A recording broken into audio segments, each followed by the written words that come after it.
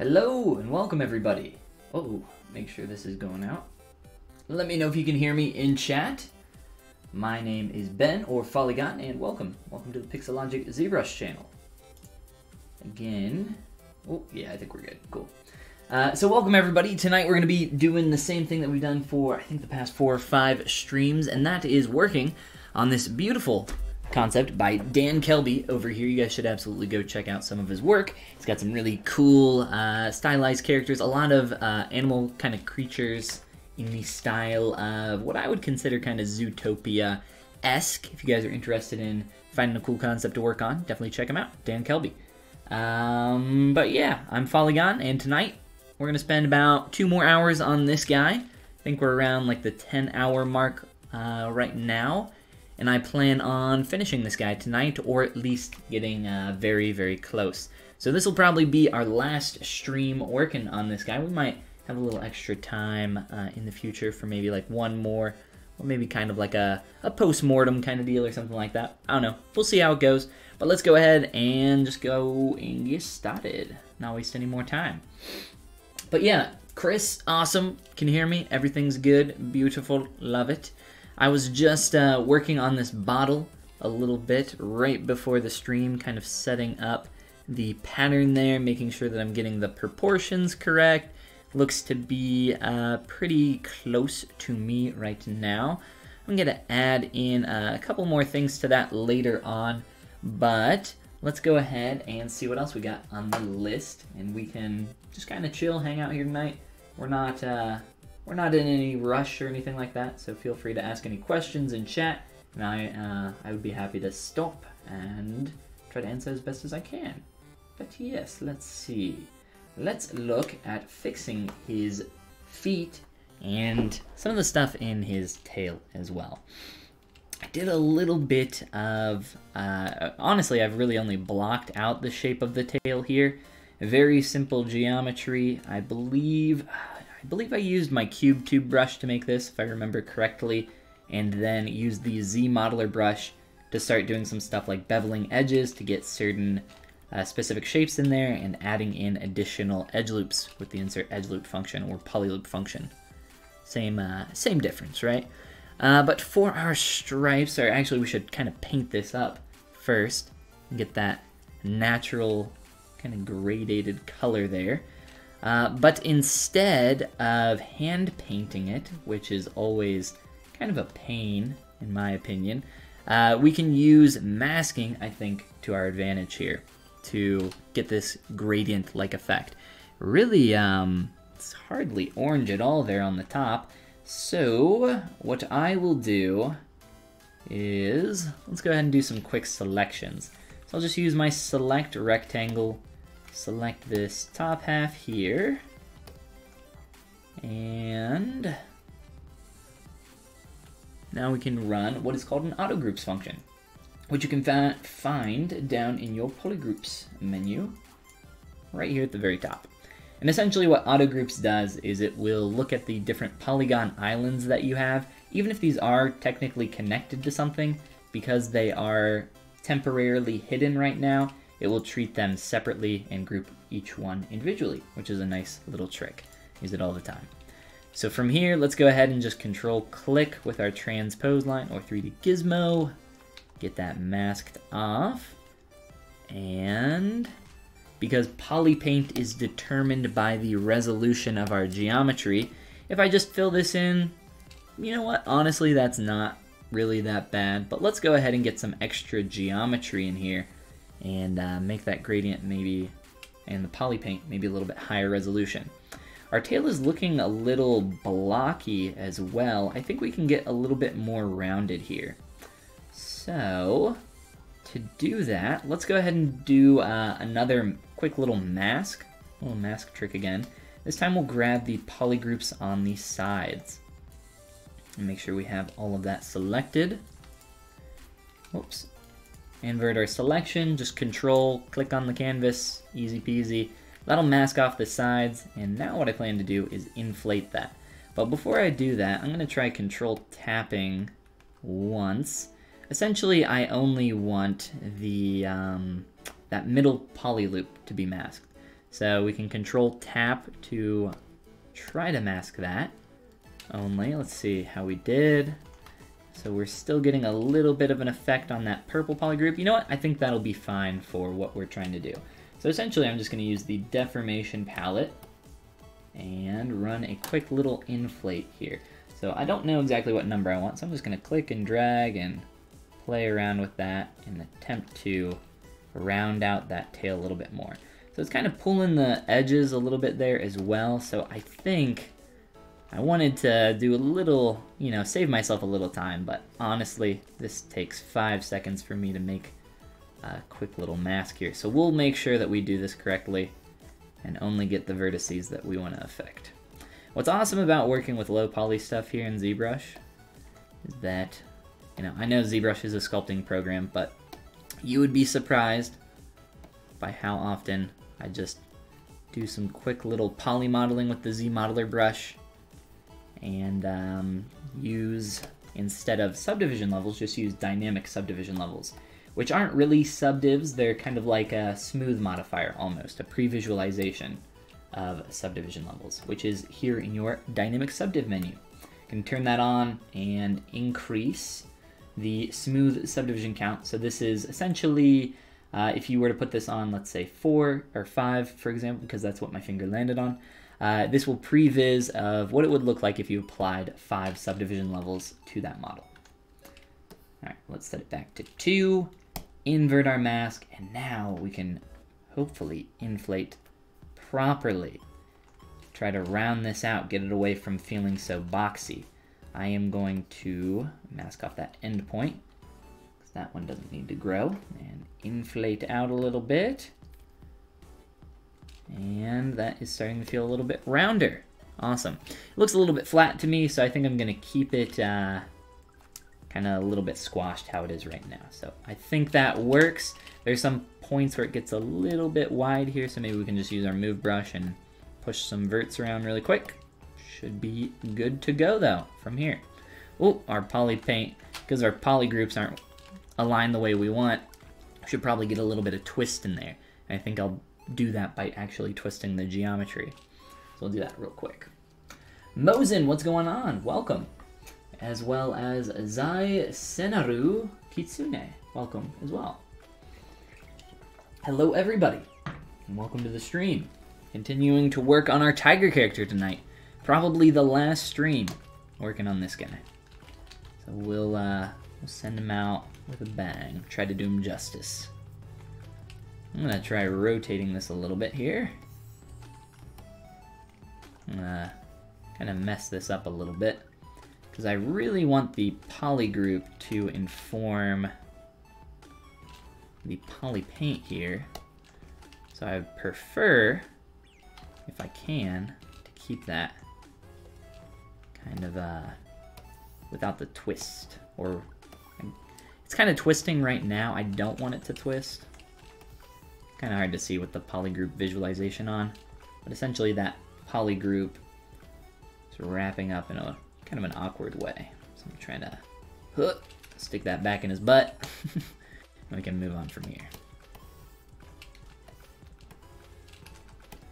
And for the stripes on the tail, I was thinking about it. I think I might do the same technique that I did up here on the head slash neck slash body. He's kind of like a cylinder dog almost. I don't know if you guys know about cylinder dogs, but they're great. He doesn't really have much of a neck, right? So I don't really know what you would call that. But I'll probably do the same technique, which is actually by using geometry. We'll show it off again here in a little bit. Striker, what is going on? Welcome. DD, what is new in ZBrush 2019? There are quite a few new things in ZBrush 2019. There is an overhaul to the camera and perspective system in ZBrush. Some new modeling tools called Snapshot 3D, which are really cool. Folders, which everybody loves, right? There's a bunch of new stuff.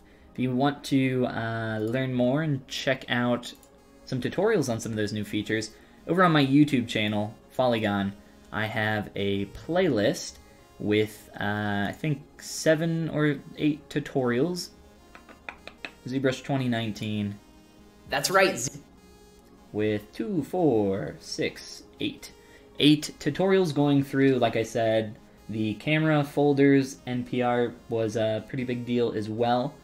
And then there's some additional plugins and some other cool stuff in there as well. Definitely check it out. There's some good stuff in the new update. Here, I'll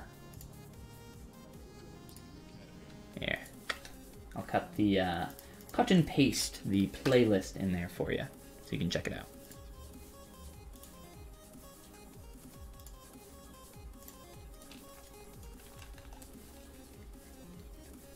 Maku, what's up? Welcome.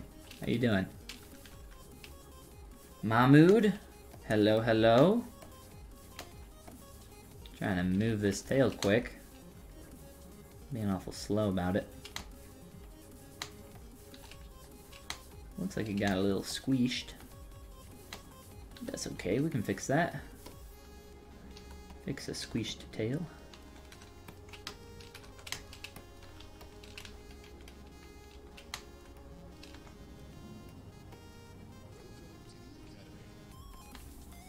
Okay, I just want to make sure that I'm still getting a nice curve from the profile, which I could probably push it a little bit more. And from the back side, see how that kind of has like a awkward hit there? We'll fix that up a little bit.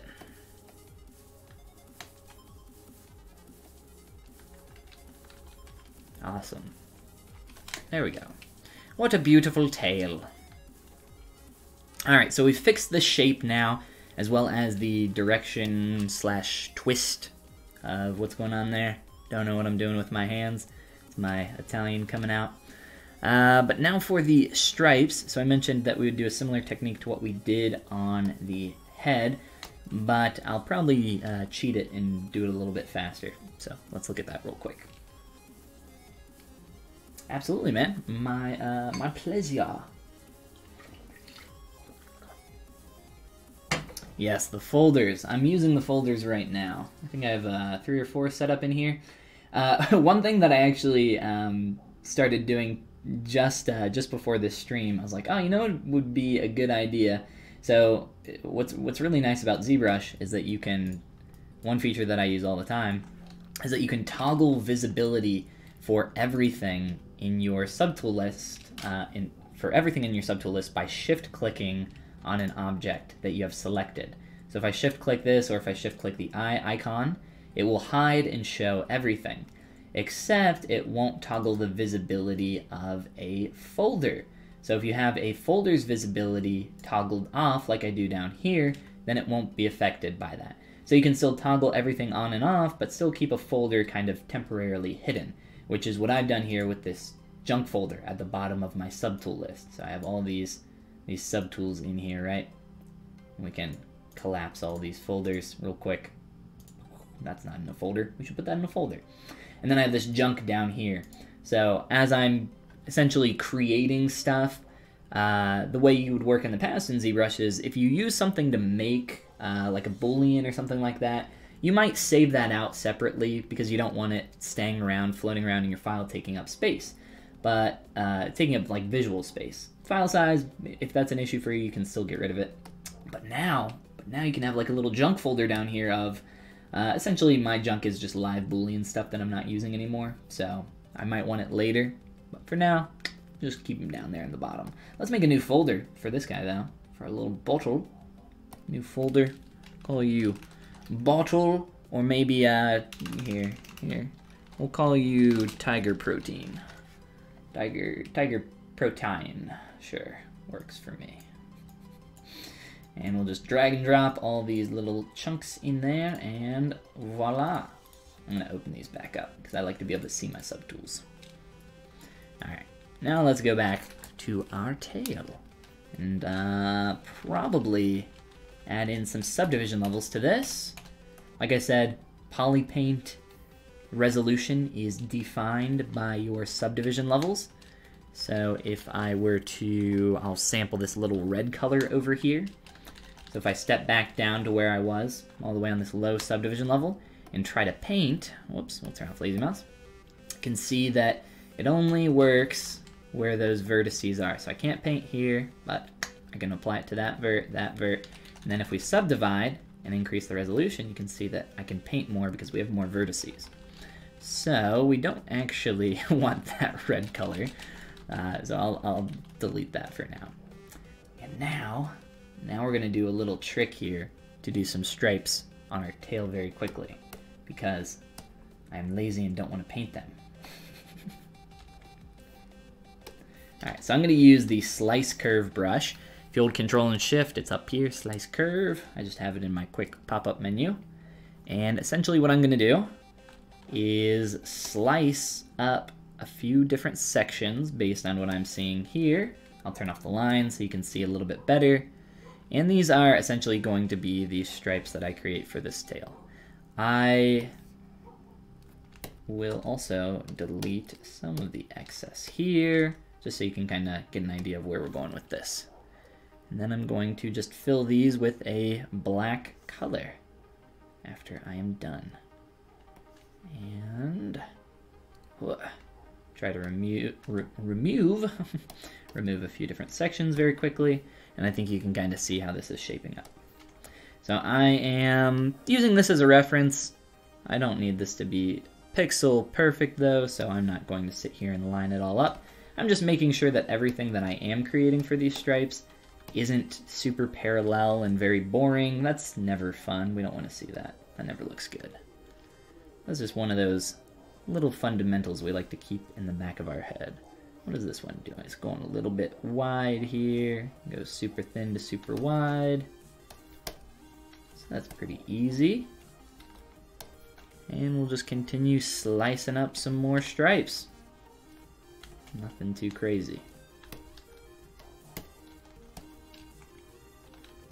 And I'll fill that with a black color in a minute. It's a little bit easier to see when things are not filled with a black color, so I'll wait to do that.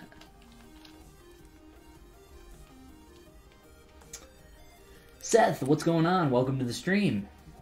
Seth says, hi, I'm pretty new to ZBrush. Is it safe to update to the new version as they come out? Do they release more stable versions later? A la Maya. Yes. Yes, it is safe to update to the newest version.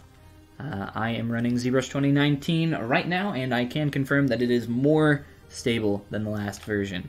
And as they continue to release more versions, it continues to become more and more stable. ZBrush 2019 right now is the first, what you could call the first version of the 2019 series, but I'm sure they will continue to update that as it rolls out, I should say. But yeah, it's always, getting more stable as it goes. Compared to 2018, ZBrush 2018, if you were on that version previously, I have a lot less crashes in ZBrush 2019. Other people might have other experience, but that is, what I've been experiencing. In terms of safety, though, safety for an update, I guess that's a funny way to word it. But yeah, I don't see anything wrong with it. Should be good. All right, we'll do a couple more of these. His butt's never really going to be seen, so I'll try to wrap this up quick. Do a couple more here. Doesn't need to be incredibly specific, especially now that we can't really see what's going on. So we have to make some of these up a little bit.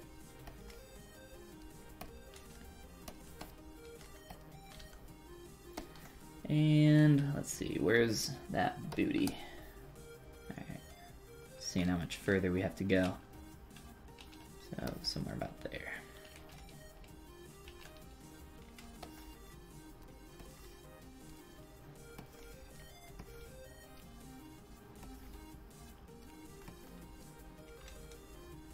Alright, cut these out. I'll do one more of those kind of doubled up stripes.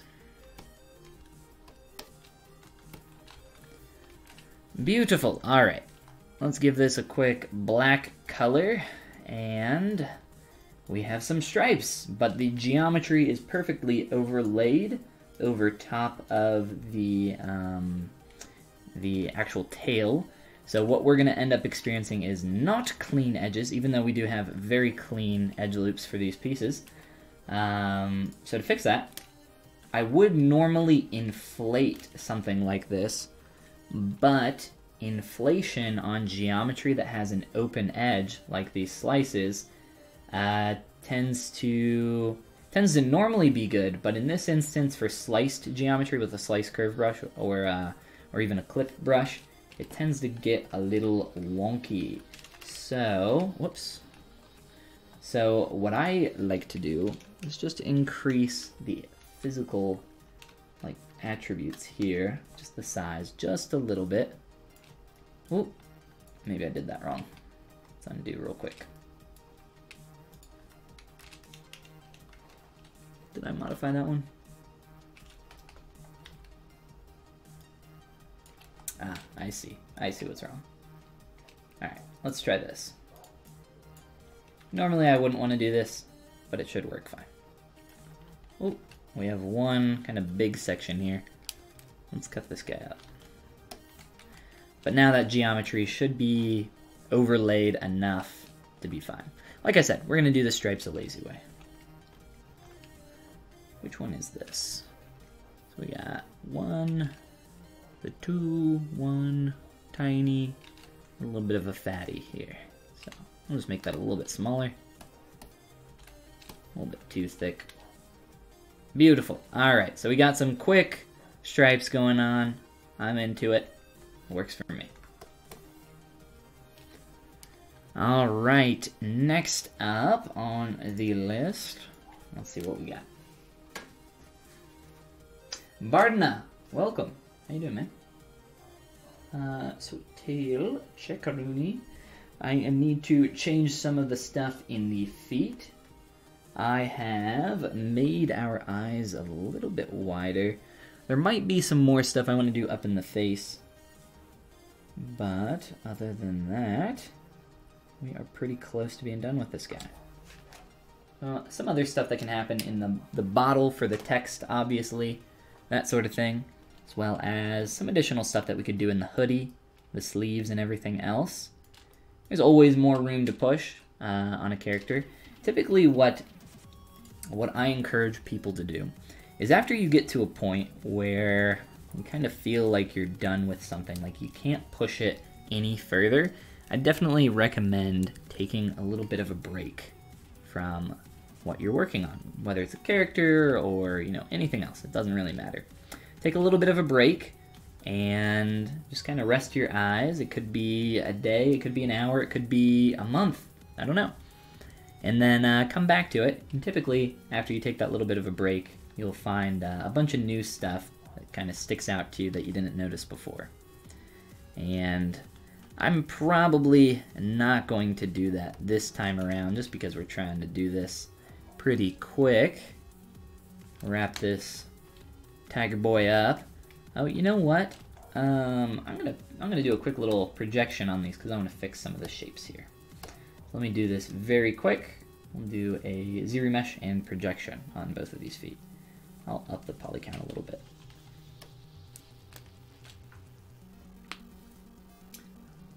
Tutorial in Spanish, please. Unfortunately, I don't speak Spanish, so I know there are many people here on the Pixologic ZBrush channel that do speak in Spanish. So here on the Pixologic channel, if you're new here, there are a ton of different... What's going on there? There are a ton of... Oh, okay, I see. We'll fix this real quick. There are a ton of different artists here that stream. I think there's maybe... I'm not sure who all is active currently, but actually if you go to the ZBrush live stream calendar, you can see everybody that's streaming. And there are definitely a few that stream in Spanish. So check out the list. Go to the, if you just Google ZBrush Live, it'll probably be easier to find, or you can just go to pixologic.com/ZBrush Live. But yes, tons of different people. The whole schedule is decked out, and you can also check out the presenters and see all the different people on here. How many people are on this list now? There are a lot. 2, 4, 6, 8, 10, 14 times 3, is that 42? Is that right? So there's a lot. Quite a few. But I am not one of those that speak Spanish, unfortunately. I wish I could. Wish I was multilingual in that regard. I unfortunately only speak a little bit of Japanese, but I have no one to practice with ever, so it's fading. Alright, I'm going to fix this. Here, you know what? I'm going to do this to 1 first, and then I'll probably just duplicate it over to the other side instead of wasting time. Oh, you know what? I need a projection quick, or projection first. We'll do that real quick, and then we'll fix our material. Yeah.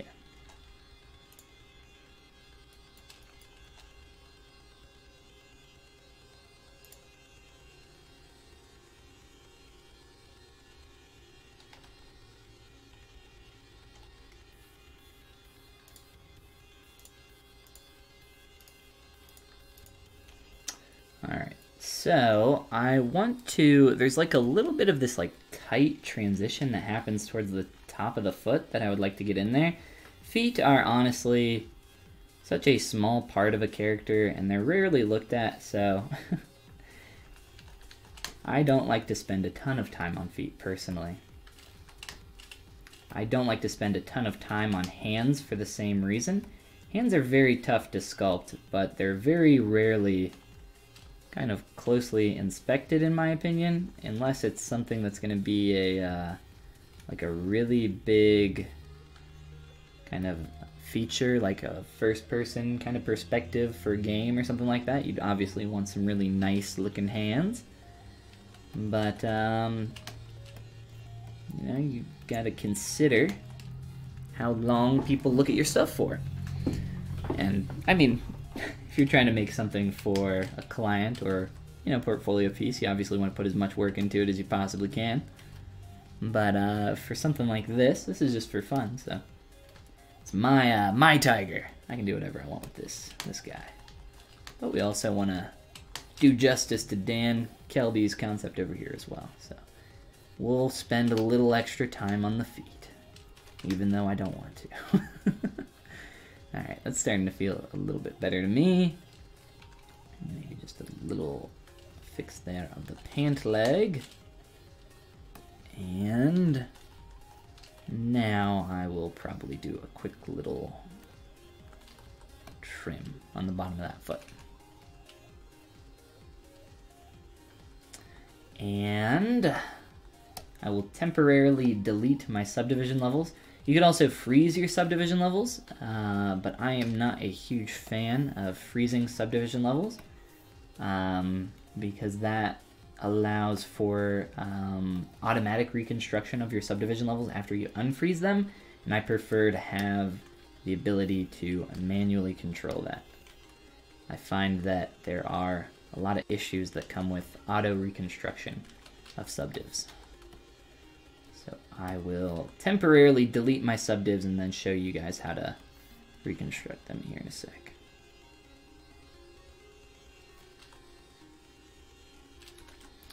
And that doesn't need to be absolutely perfect. The geometry is different, so it won't be perfect. Delete you. Merge our feet back down together, and down here in your geometry palette, reconstruct subdiv. And we'll just click on this a few times until we get back to that base subdiv, and we can step back up. And there we go, we got our feet. Beautiful. Beautiful little nuggets down there. Let me look at this pant leg as well.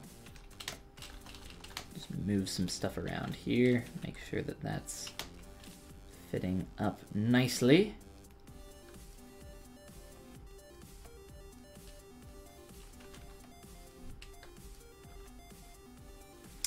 What button is it for the pop-up menu? This is a part of my custom UI. It is Control-Shift-Q. If you have my custom UI there, which is over on my Gumroad, which is just gumroad.com/polygon, there is a hotkey file in there, and it has all the hotkeys listed in that document.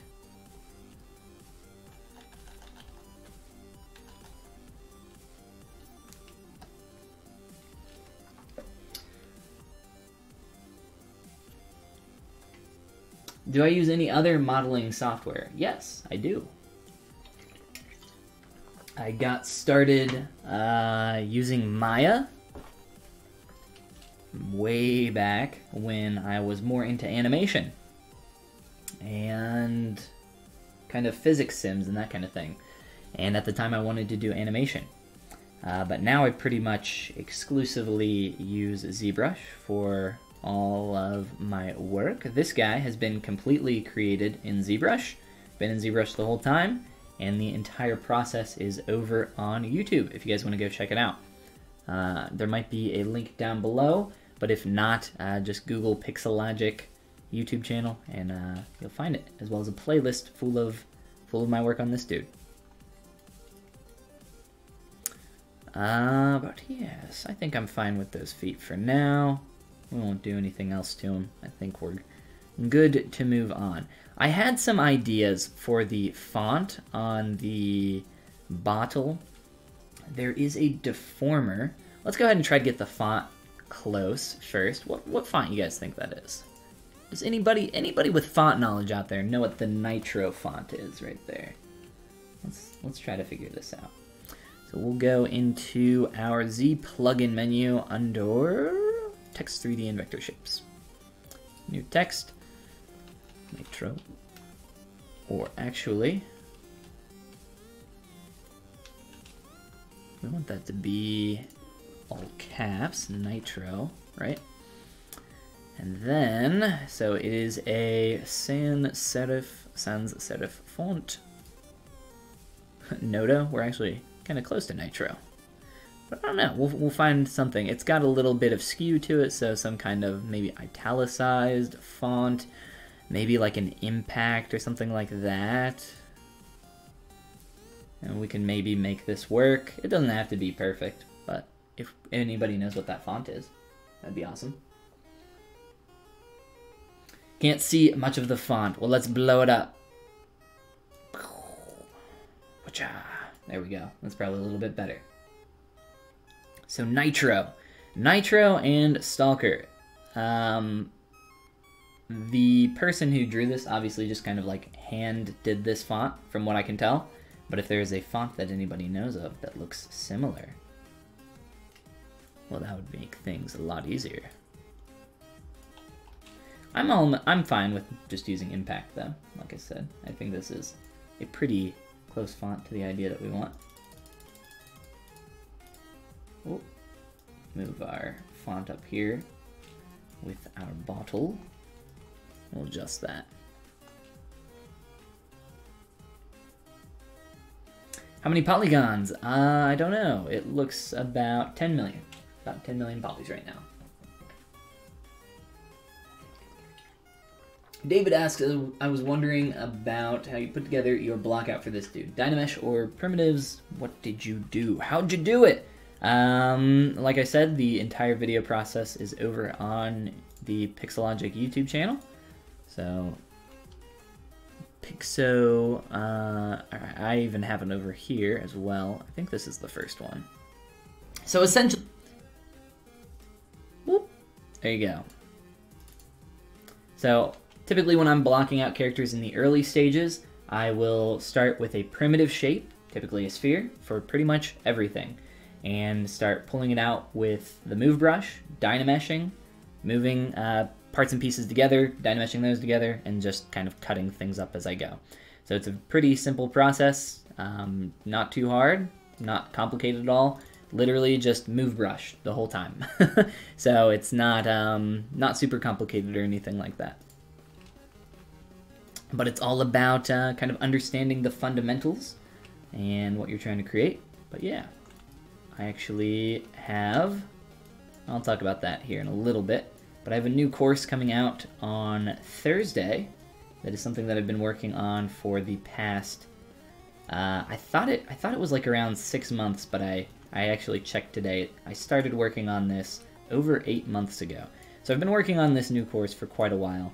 But if you guys are interested in learning more, registration is going to be opening up on Thursday, which is in 2 days from now. So if you're watching this later on, and it is past April 4th, then registration is already open.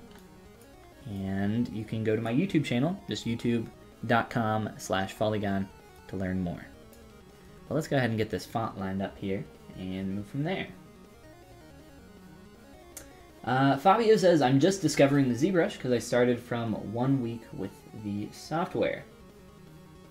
I was looking for something about Sculpting Pro that doesn't let to use Dynamesh. What is the workflow between them if you use both? I'm not entirely sure what you mean by both. So you mentioned Dynamesh. Sculptress Pro, I assume is what you mean. Yes. You can absolutely use Sculptress Pro and Dynamesh at the same time. I don't know what's going on with my tongue tonight, but my tongue is just like exhausted, apparently. Got a little lisp going on there.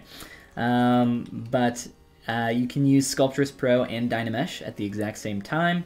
While you're using Sculptress Pro and you want to remesh something really quick, you can adjust your Dynamesh resolution down here and just click on the Dynamesh button and keep going from there.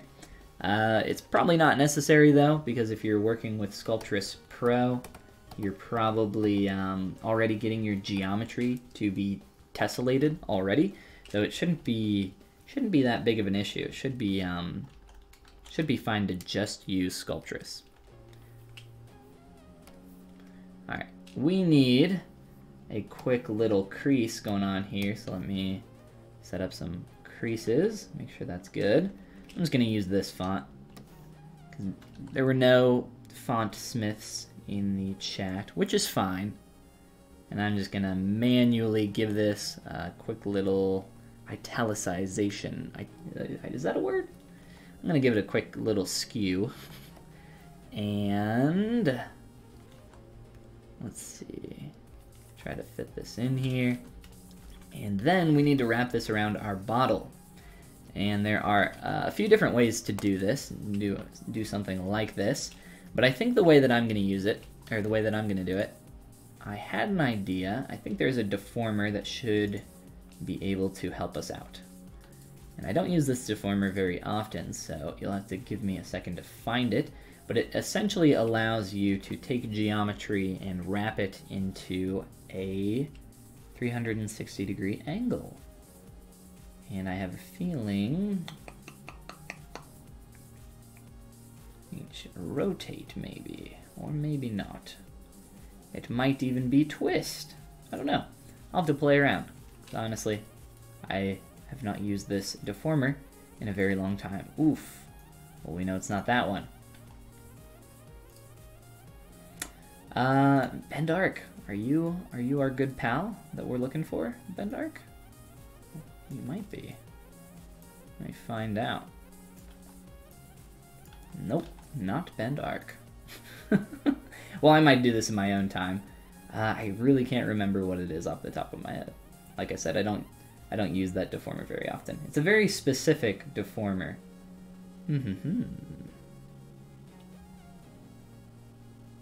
Well, that is not a big deal. I will take care of that later. I'll have to look it up in the documentation. And we also need another font, this time for Stalker. So let's do that really quick. And that is all caps as well. Oops, Stalker. And I think for this font, we want something a bit more thin. So let's do, I don't know, maybe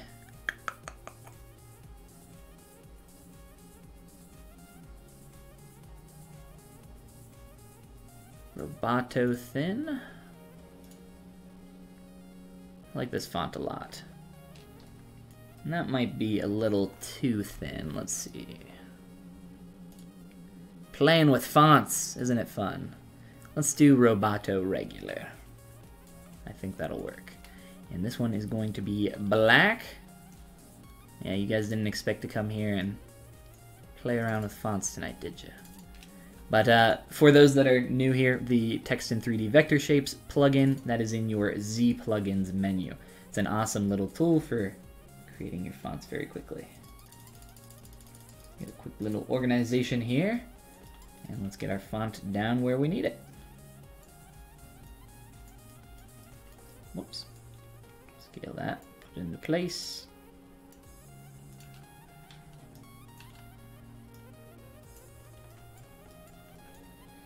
A lot of the times the scale isn't strong enough, so you can just come into your size modifier in here and just manually adjust your size.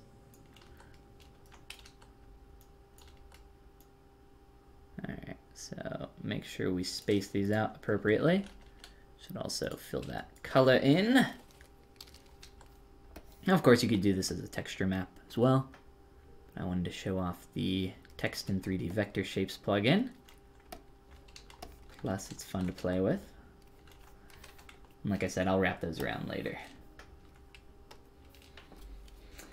A cute font called Lance that could match. Well, I'm sorry that I just saw that now. I will have to look up the Lance font in the future. Always hand trace and manipulate outlines in Illustrator. That is always another way to do it. Typically what I do is I cheat a little bit in Illustrator and I'll do an image trace first in Illustrator, then expand it to get the actual vector data, and then edit it from there instead of just kind of doing it from hand in the very beginning. It's a little bit faster. Love how you explain stuff. Awesome, man. Glad to help out. How about the brush that pushes it to the background object? So the matchmaker brush is what you're referring to, I believe. With the geometry on this, I think we're going to get some pretty iffy results at best. So for something like this, I would, because this is a bottle, it is a cylinder. Like I said, there are a lot of ways to go about doing something like this, but because specifically this is a bottle, I think it's going to be a lot easier if I use that deformer that wraps around. One more glance here. I know it's not the bend curve because I use that. It does sound like it should be the bend curve, right? But I use the bend curve quite a lot. I know it can't be the extender because that is that new guy, I think from 2018. But yeah, I'll look it up and I'll probably show it off in a future video for you guys because it's actually a pretty cool tool and I just don't use it very often. There are a bunch of deformers in there that are, you know, for kind of specific scenarios. All right, let's go on back to our tiger buoy. See what we got going on here. All right, so I'll make a note that I will mention that in a future stream once I find out what it is. I'll have to dig through the documentation though.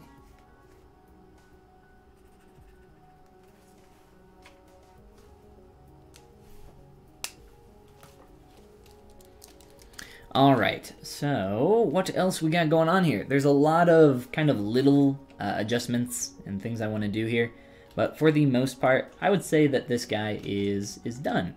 I was talking a little bit earlier about how you kind of get to that point where you don't know what else you can do on a character that you're working on. You kind of feel like you're at your limit, maybe at your wit's end even a lot of the time. But once you get to that point, I was kind of talking about, you know, taking a break and how it's important to do that. Maybe rest your eyes and your brain a little bit just from looking at something. So you get used to looking at something the more you stare at it. And it's definitely the case when you are attempting to copy something visually. if you're working from a reference and your objective is to match that as accurately as you can. But the reason I recommend for personal projects that you kind of take a break and come back later is so that you can push further on your work. And I think it's really important to try to push just that little bit further every single time and attempt to kind of improve and get a little bit better with every single character that you work on. I'm noticing just like little things here that I'll continue to fix, but if you guys have any questions while we go, feel free to stop me. I'll show you guys another little trick here in a sec for kind of making it easier to recognize mistakes that you've made that you might not recognize any other way.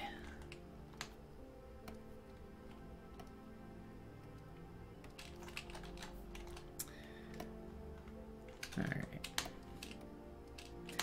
Now, I've kind of just cheated the hood and kind of pulled it down in the middle, but we probably want to either crease this a lot tighter here so it's not this like looping rounded edge here, because that's not how a jacket actually looks. It's got this tight kind of connection because that's where the zipper is. So we should either tighten that up or actually split this in half physically. I think I can get away with kind of just tricking it a little bit by pinching in on this area and visually making it look like it's actually a little bit tighter than it really is in there.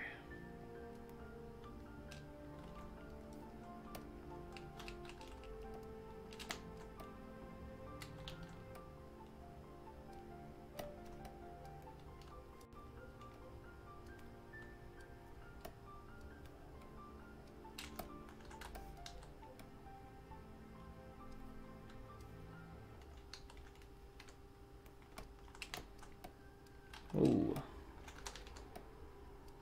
Alright. Distance read is looking a lot better for that little kind of pull-in area right there. And just kind of offset this a little bit more like what I'm seeing in the concept. And I'll show you guys a cool little trick. So one thing that I really like to do when I'm trying to evaluate my concept and figure out what is wrong, what's going on that I'm not kind of visually noticing, I'll just do a little print screen. If you're on Windows, I don't know what it's called on Apple, and then hop into Photoshop, create a new doc, just paste our little screenshot in there, and flip our canvas. I have it set up to a hotkey, but if you want to know how to do that, it's just Control T and right click, flip horizontal. All right. And then what we can do, and just kind of we'll crop in on this guy. And this is a little trick that a lot of 2D artists use because it allows you the ability to kind of see things from a new perspective. So typically what I'll do is I'll actually take screenshots of the 360 degrees around my character, like front, back, sides, and maybe a 3/4. And then I'll flip all those at the same time, walk away for like 10 minutes, maybe go grab a quick drink or something, fill up my water bottle, come back, and just kind of look at it and try to pick out all the stuff that really sticks out to me. Obviously, while comparing this to your concept that you have also flipped. So this makes it a lot easier and just kind of giving you a little bit of a new perspective. But you can actually do this in ZBrush. You can manually flip everything in ZBrush if you actually want to continue sculpting on it, so you have all your subdivision levels and everything else. But a quick little way to do this is in your merge menu, just click on merge visible. Get all that in one subtool here, and you'll notice that my subdivision levels aren't coming through, which is fine. It's not a big deal. And then we'll go into our deformation menu and just click on mirror. And that will rotate or flip everything on our character.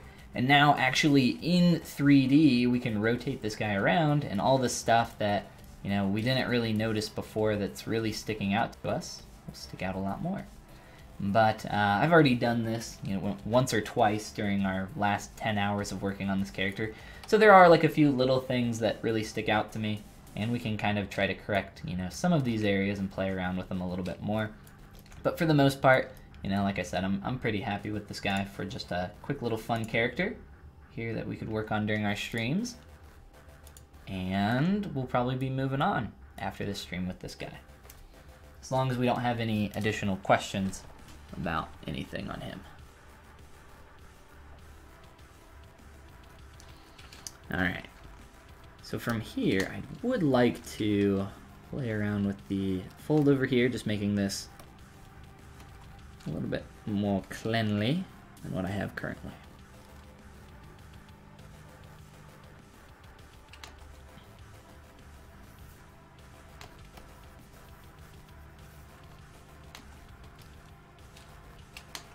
Try just fixing this fold a little bit.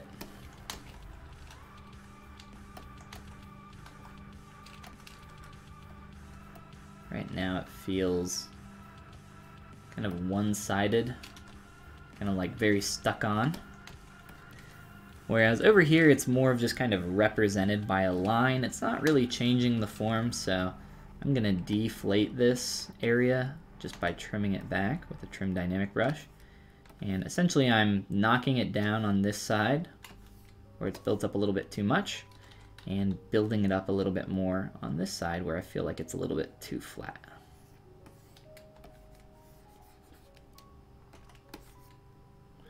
And then as that wraps down, and as well as up, I'm kind of fading that out gradually, which is a little bit of a fundamental called edge quality. Edge or stroke quality, which I believe I've talked about on stream here more than a few times. But essentially the idea is that, you know, if you're making a stroke on a surface or working with lines or, you know, creases, hard edges, soft edges, whatever it is, you don't want the stroke or edge to be the exact same all the way throughout. So that's why we have pens with pressure sensitivity, so on our individual strokes we can start them a little bit more soft, and then they can get a little bit more hard as they go, and then we don't want them ending abruptly like they are right there, so a little bit of a kind of curve. Like if you're thinking about how you're going to make each individual stroke, you're probably not going to do so hot, but start light, press harder, and then kind of fade out gradually. It's hard to do it if you do it really slow though, so it's definitely something that gets easier with time, the faster and more you do it. And you'll figure out a nice little kind of swiping angle that you can get for some quick strokes like what I was doing there. But yes, edge quality keeps us from making boring edges, boring shapes altogether.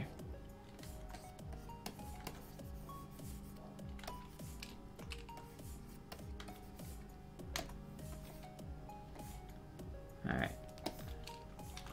I think that's starting to feel a lot better. Let's continue, whoops, softening this up just a little bit more. And we'll continue working on some other stuff. Preferably in our face, if we can.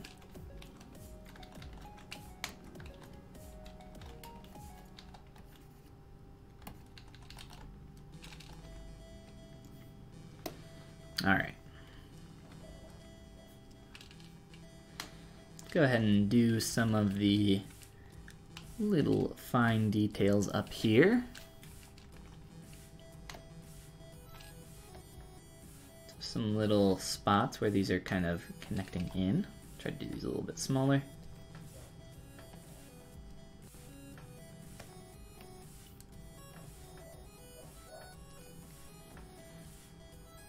And the resolution of my geometry is actually making those, whoops, a little bit lower than I would like. But I think for the read that we're getting here, it should be fine.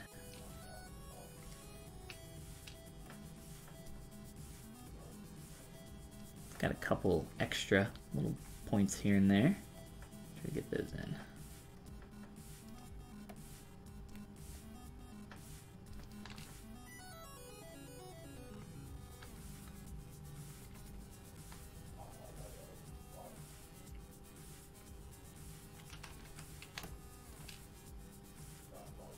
It looks like that's actually casting a very weird shadow. I don't know if you guys can see this line on your screen.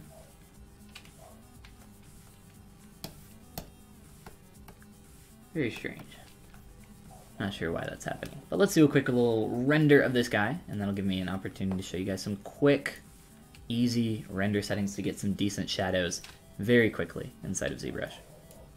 So up in your render menu under BPR Shadow, let that quick save do its thing. BPR Shadow, here we go. I recommend turning down your global strength for your shadows. I find that they're very strong by default, but play around to find a number that you like. I like around 0.2 or so. Obviously, we want more rays. The higher the ray count, the higher res we're going to get out of those shadows. Lower that a lot, you're going to get really blocky, crappy shadows. And then for the angle, this is essentially going to make the transition between the edge of your shadows a little bit softer. I wouldn't really recommend pushing this over like 30 or so. I find that 15 is a pretty good in-between number there. And we're actually not going to mess with anything else because the more stuff we start messing with here, the longer our render is going to take. I just want something quick, and I'll even turn on the floor plane so we get those ground shadows. And we'll just do a quick BPR render and see what we get out of those shadows. And I'll actually show you guys the... I should have done a default render first with the default settings so you can see that. Because the default shadows, like I said, are a little bit hard. If you are new to kind of rendering or just doing quick little previs renders in ZBrush like what this is essentially a way to alleviate those default kind of lower resolution, harder edged shadows. And I'll show the settings here once again when this is finished. And beautiful, there we go. So we got a nice little render here. I think that looks pretty good. So we got the shadows coming off the whiskers onto the face. I would say that the angle of the light we could probably adjust so we're not getting such a strong shadow coming from the nose onto the sides of the face by the mouth. So I think this area gets a little hard. So I could probably rotate the light up to start adjusting that a bit more, but other than that, I think the shadows are working pretty well for that quick little render. And I'm gonna we're gonna export this guy, export this little render, and call this our new whip image. Whip. Beautiful. All right. Dead End, what's going on? Welcome. Alright, so I'm going to turn off our ground shadows. And, let's see, let's adjust our light. Like a higher, up to the left, light. I'm going to add in a couple extra lights in here.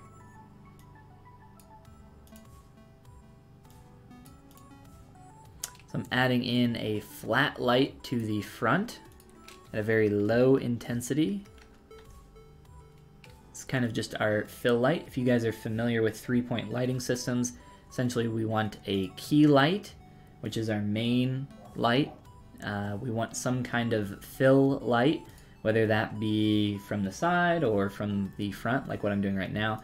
And then I like to get a nice kind of just over the shoulder backlight. So to do that, let me turn these off, make sure this is in the right place. We'll turn up the intensity, and you can even adjust the color of these lights if you want to.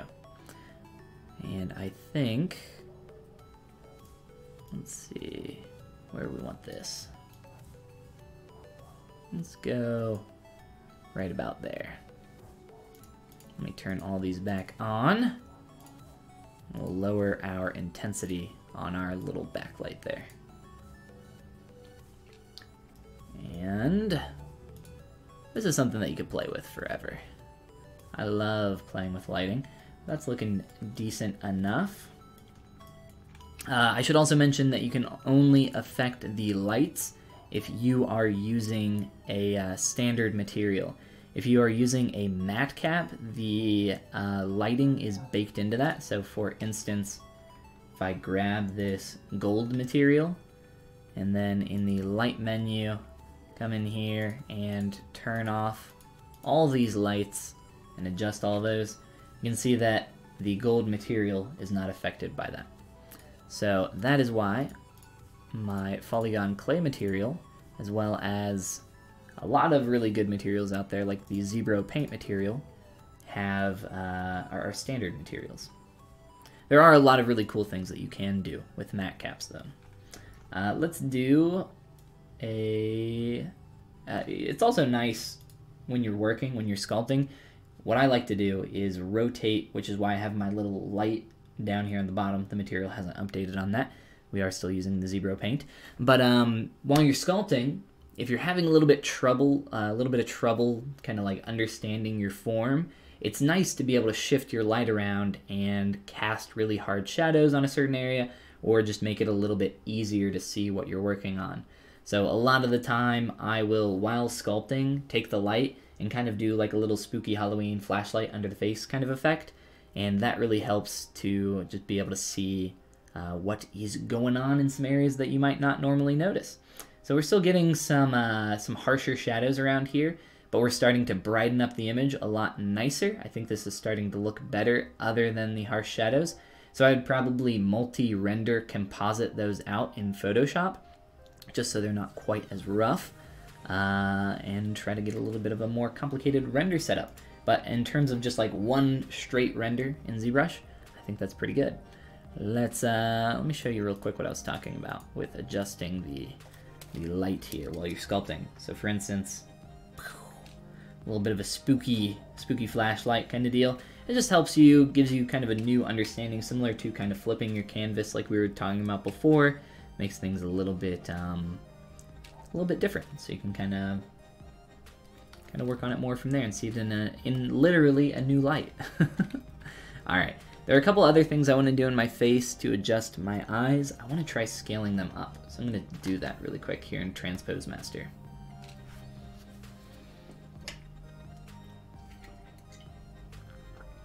Is it possible to put a picture background in ZBrush? Yes, I believe so. I believe it is. I believe there are more than a few ways that you can do that. This is the Spotlight tool, which is what I'm using right now. It's a great little projection tool, as well as reference image holder, as I like to use it. And it also has the new Snapshot 3D features introduced in ZBrush 2019. So there's a lot of really cool functionality that you can do with this.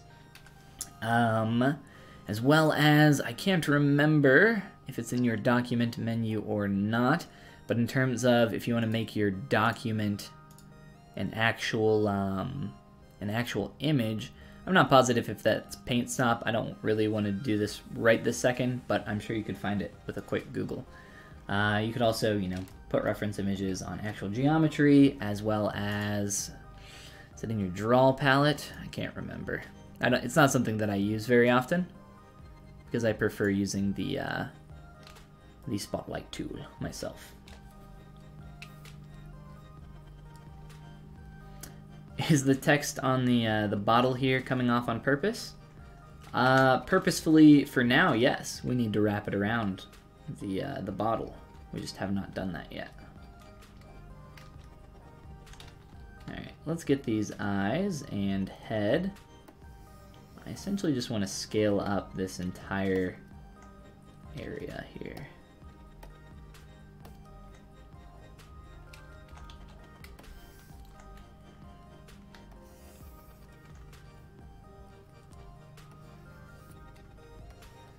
Try to make a little bit of a better selection.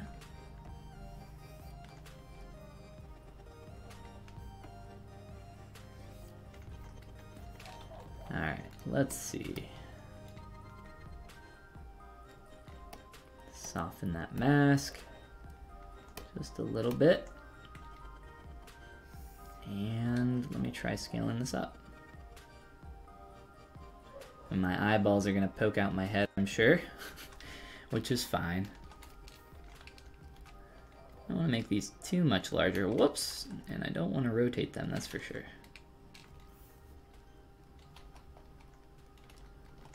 Alright, let's try that as a first step. And we will also fix our eyeball, so it's not poking out his head. So I wanted to create round eyes for this character. I like to try to make my eyes round if I can. A lot of the time, though, that's just not possible. So, for instance, a good example of that would be like an anime character. They typically have such large eyes that it's just easier to make them flat. And this guy's head is so narrow and small on top that it's just easier to kind of squish his eyeballs down. Because his eyeballs have to be quite large in his head. I can show them to you if you want. I've already had to like smoosh them back in so they're not poking out his head, but I'll probably just end up cutting them, removing some of that excess geometry, which is a little bit easier.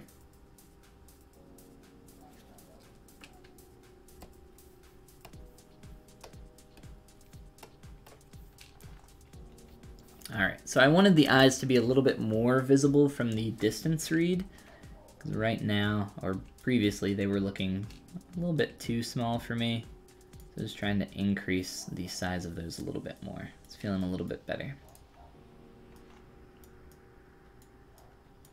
Alright, I want to start blending some additional stuff like the sleeves and the sweatshirt. So I'm going to dynamesh those together really quick.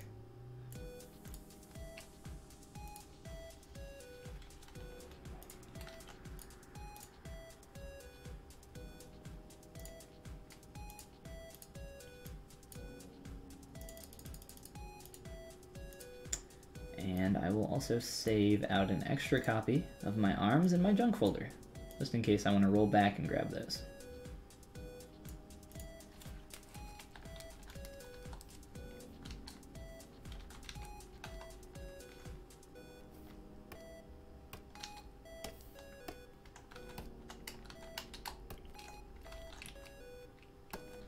So an interesting thing about Dynamesh is that you can't actually retain both your polygroup information and your polypaint information. So if you have a situation like me where you just have a single color applied to your geometry, whoops, we'll merge those down, we'll also delete our subdivs, then you want to temporarily turn off your polypaint. So right now, this is what our geometry looks like, but if I were to Dynamesh those, we would lose those polygroups, which I do not personally want to do. Let me do a quick little Dynamesh here. I might actually close up the holes on this. I forgot that this was an open piece. But essentially I just wanted to merge these together so that I could start working on actually blending that information. Because obviously the sleeve isn't going to have this really hard transition here. That doesn't really make much sense, and it looks a little bit silly. So we want to start working on blending and transitioning this now. And as for the geometry that's kind of floating in the middle, we'll take care of that later. Remove that.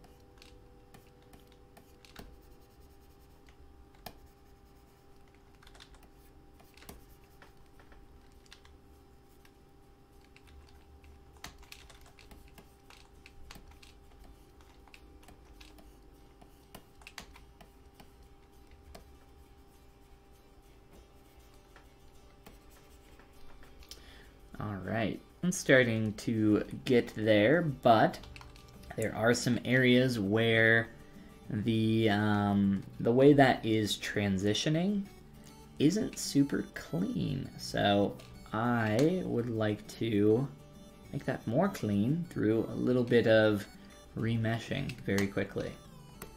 Just some quick automatic processes. For this, I'll probably aim for around 3,000 polys. What's also great with ZBrush 2019, someone was asking if it's safe to upgrade earlier, and it's absolutely safe, and I would highly encourage it because there's things like the new version of ZRemesher, which is a lot more accurate and super awesome for stuff like hard surface objects, and the poly count gets a lot closer to what you're aiming for. I mean, it's good stuff. Does a lot of new little things. that are very much desired, but our little tight area here in the sweatshirt is going to cause us some issues.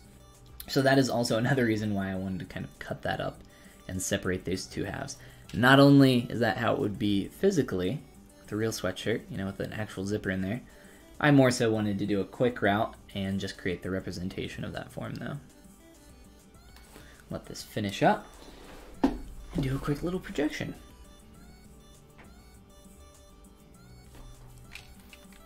That's a little bit better. See if it'll project fine.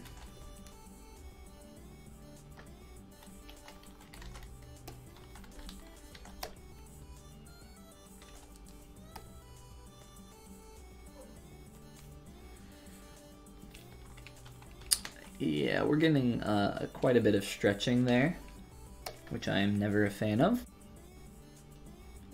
But we can rework that in a second. I more so want to get the sleeves transitioning a little bit more more cleanly, and then we can worry about that catastrophe in there.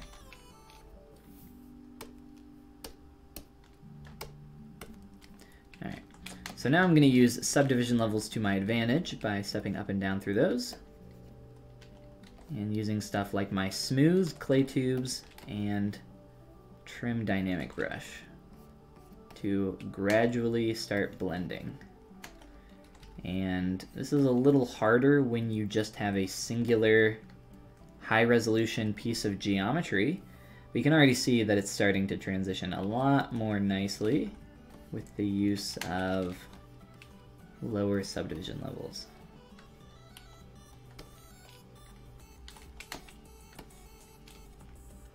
I'll just soften this crease because some of the geometry was getting a little kind of like noisy, almost I would call it.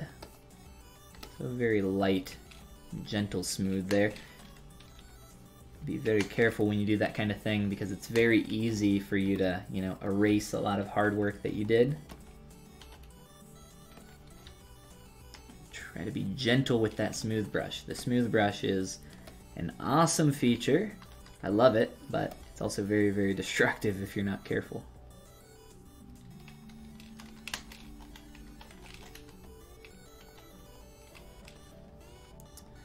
This one is blending a lot worse over here, so it's going to take a little bit more TLC, I think.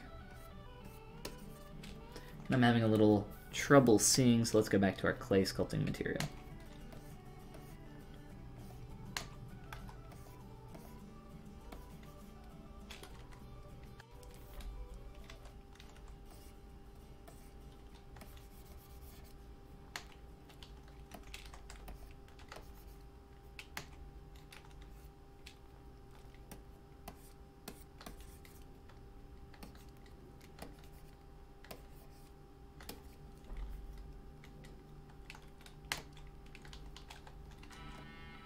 Getting there. Starting to shape up. Oh, come back. Alright. So that's starting to feel a lot better. There might be some areas where we can tighten up and clean up some creases.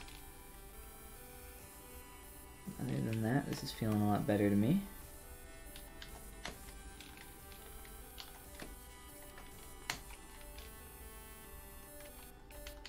Kind of want to blend that a little bit sooner up here.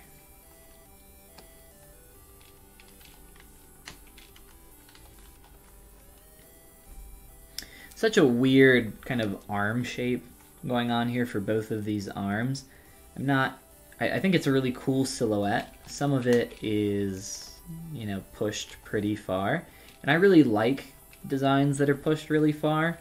It's just that it's really difficult to translate that stuff to 3D in a really kind of appealing way from multiple angles. Of course, you can always match the silhouette from the front, but, you know, I see awesome 3D models all the time that, you know, they look great from the front, and then you see the side view, the profile, or a 3/4 view, or, you know, you just start rotating around a little bit, and it really starts to fall apart. So being able to revolve a shape and make it look good from every single angle is really important, and it's also really hard on stuff like this. So it takes a little bit of extra time and care to make sure that it's looking good from every which way. We're getting there. Should also mention now, before I forget, I said I was going to talk about it later, but my new course, Mastering Appeal, is coming out on Thursday, this Thursday. Or I should say registration is opening for that on Thursday. It's something that I've been talking about for quite a long time. If you've hung out on my streams in the past, or on my YouTube channel, it is, or it has been, about 8 months in the making. And essentially the course is a 7-week-long program that takes you through the fundamentals of creating appealing characters, much like the cute little tiger boy that we're creating right now. It does have a focus more so on creating human characters, but the information is, obviously transferable, also transferable to anthropomorphic animals, human anthropomorphic characters, animals, etc. Everything. But it's a 7-week-long program. I'm very excited about it. If you guys are interested in registering for that, I'm going to be opening registration on Thursday, and probably the best way to hear about it, or be one of the first to know about it once registration goes live, is by checking out my YouTube channel, because I will be releasing the info there first, and a little bit later in the day on the rest of my social media. So all the people that follow me on YouTube will be the first to hear about it. I expect registration to go pretty quickly because there's a very limited number of seats, because I'm actually, something that I'm, interacting with you guys live with each week. So, it's not something that can scale to, 100 people or something like that. So yeah, it's going to be, what else? If you guys have any questions, I can talk about it. Said it was a 7-week-long program. It includes lectures each week that average on about an hour to 2 hours in length, as well as project-based homework assignments that essentially take you through the entire process of creating a character, much like this one in ZBrush.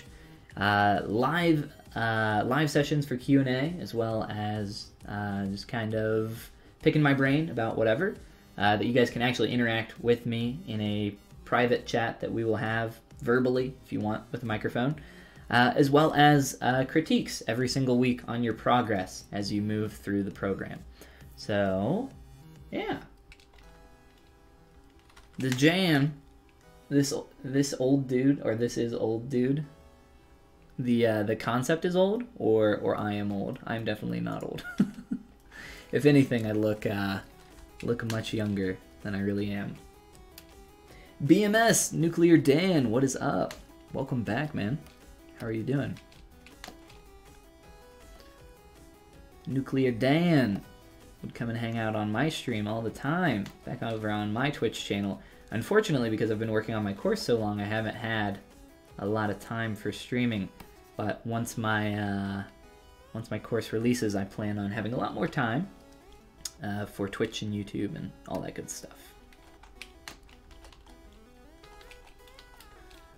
I don't know if you guys can see that little square pattern there.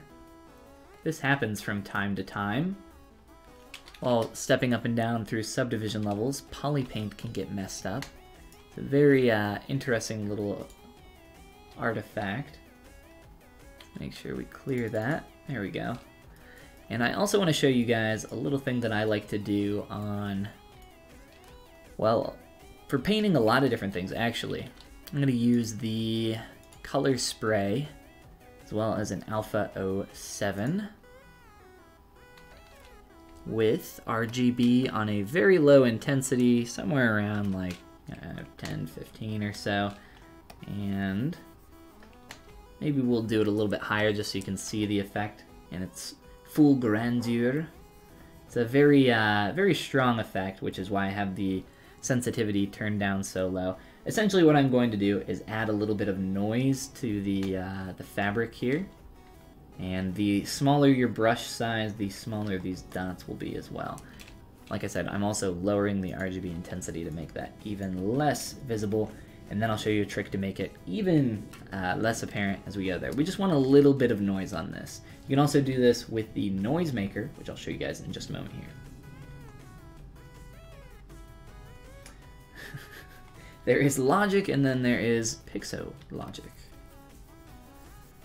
Well, that's deep. I'd have to contemplate on that one for a while.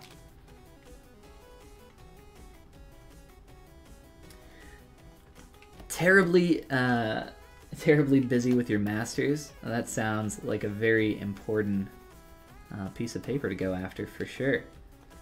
I wish I had time to enroll in your course. Absolutely. Well, it is something that I will be offering multiple times in the future. It's not a one-time deal, so for those that are still interested in registering and also have the time, do not fret if you don't get in, if the seats, sell out too quick and you can't get in for the first one. I will be doing more sessions in the future, so it's not like it's a one-time deal or anything like that, so no worries.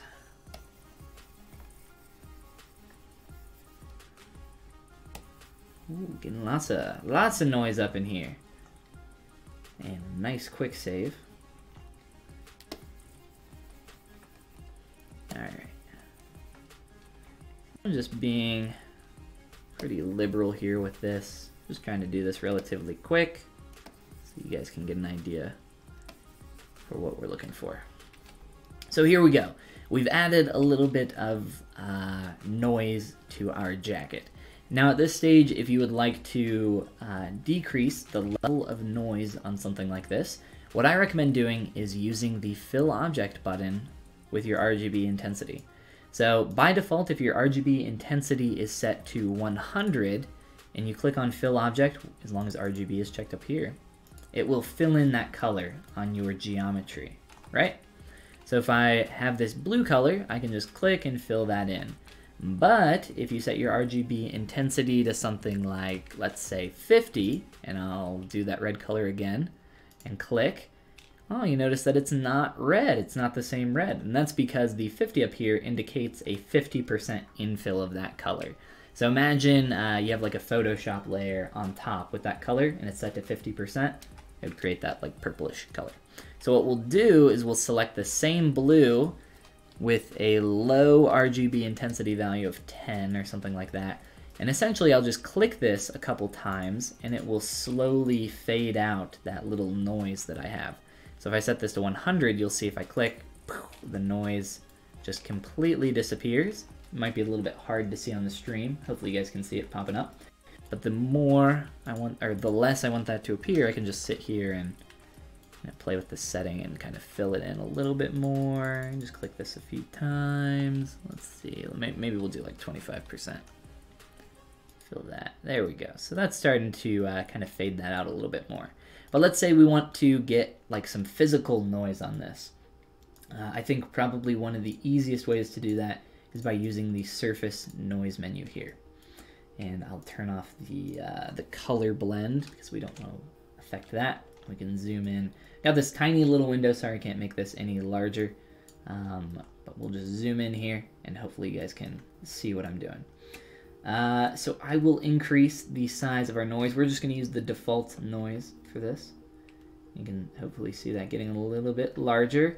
I find that the default strength for the noise, and I'm not sure why this works the way it does. The strength slider goes all the way up to 0.5 and -5, but really you want a pretty small value on the strength of your noise. I wish there was a little bit more differentiation in the values of the strength. I wish it was more a scale of like -100 to 100 so that you didn't have to deal so much in small decimals, but it doesn't really matter what the value of the number is, it still has the same effect, right? So what we can do is we can just click and apply that, and get a little pre-visualization of what that noise looks like. But this isn't actually on the geometry. We can just toggle this on and off very quickly without really affecting anything. But if we want to apply that, we need to click the Apply to Mesh button. And in my experience, whenever you click Apply to Mesh, the noise is typically a little bit weaker than what it looks like in the previs.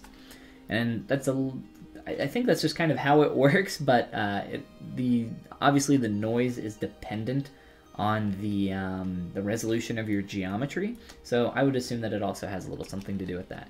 If I step down subdivision levels, you can see that the noise is still applied on here, even though it's a low-res geometry. So that's how you know it's just a pre-visualization. So I'll go ahead and apply that. We'll say sure. Let's go with that little just rough noise. Click Apply to Mesh. Now we have a little bit more noise that's actual geometric noise at this point. So if I turn off everything for the color and material, you can see that we have a little bit of that breakup going on there, even though we have no polypaint or anything like that. So that's a quick little way that you guys can get noise on your models. And if you want to be a little bit more specific with the noise that you create inside of the noise plug, if we go to Edit, there is, the noise plug inside of the noise plug. So if you go to Surface Noise, edit your noise, up here, click on Noise Plugin, or Noise Plug. And there are a variety of different little patterns that you can choose from. So for instance, let's just choose the weave pattern and click on OK. And you can also mix this with basic noise and all sorts of awesome cool little things in here, but let's just we'll adjust our scale for our noise. Oops. And hopefully you can see that little weave pattern starting to come through. I'll make it a little bit stronger, and there you go. So there are a lot of different cool noise patterns that you can play with in there, and this is it's not a triplanar projection, I don't believe, to my knowledge. But there will be some warping on it, and if you have warping and you want to get rid of it, if you have a piece of geometry that has UVs set up and you use the UV option here, I don't have UVs on this so it's not working, we could create some quick UVs and maybe try it out, but the UV will be a lot more accurate and not give you quite as much stretching and stuff like that. So let's click OK on that little pattern just so you can kind of see what that looks like here and how it's kind of stretching over here on the side. So I think it's just a planar projection. I'm not sure if that's entirely correct. That's what it looks like to me. But yes, it's still very powerful with just the default settings, especially if you're trying to do something really quick. Let me go ahead and turn this off. So we'll turn off our little previs on our noise. And yeah, what else? What else can we do here?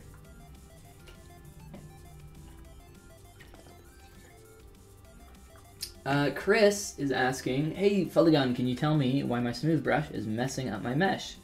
It's like it's making ripples instead of smoothing. I don't know. Does it look like this? So here's my smooth brush. Is that what it looks like? Is it adding like noise to your geometry? If that is the case, then you are using the opposite or alt effect for the brush stroke. Every brush has an alt stroke or a opposite interaction, including the smooth brush. So you guys all know our good pal, the smooth brush, right? That allows you to smooth geometry by holding the shift key. That is the default hotkey for activating the smooth brush. But if you hold the shift key, you see Z add Z sub. We can turn on Z sub up here. And then if I smooth, you can see that it's adding noise instead. So it's like the opposite effect of a smooth brush. It's unsmoothing our geometry. It's really strong by default though. So if you do want to use it to add noise, you got to turn it down really low. So hold the Alt key and see if that, normally smooths. And then if that works, that's your problem. So you just need to come up here while holding the Shift key for smooth and click on Z add, and you should be good to go.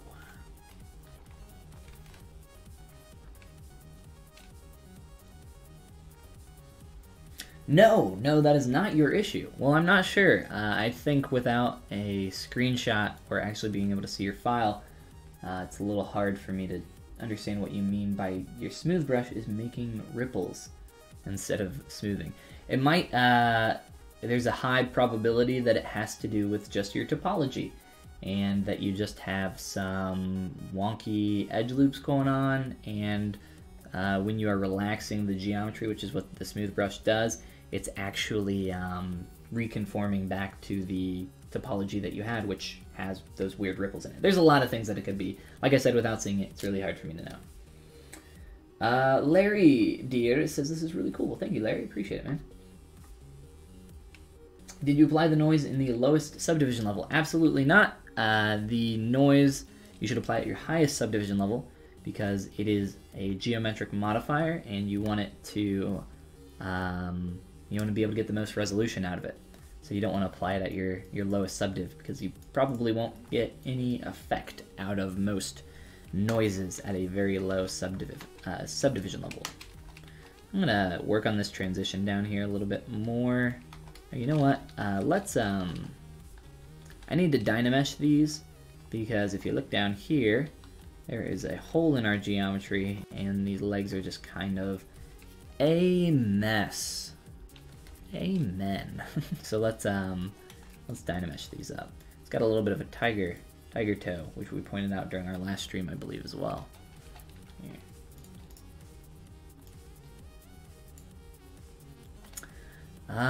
Do I want these poly groups? No, we're good. We don't need them. All right, let's check our resolution. Make sure everything is fine here. I think we should be good. I'll mess with that in a minute. Let me go ahead and do the remesh really quick.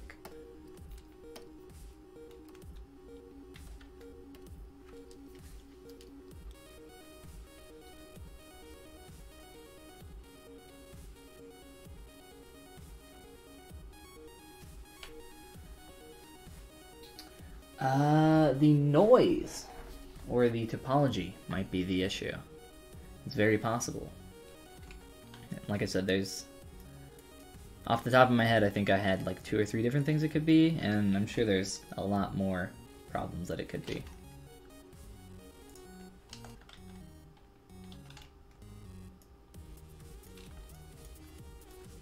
Larry Deer asks, is it all done in ZBrush? I assume, talking about our tiger boy here. Yes, every single thing here was created in ZBrush. If you want to watch the entire process, it's actually over on my YouTube channel. I think there's a link somewhere at the top of the screen. It's just YouTube/Polygon. You can watch it all from beginning to end. We'll put him up in the corner while I work on his booty down here. All right. Doing a subdivide and project. A couple more of these and we should be good.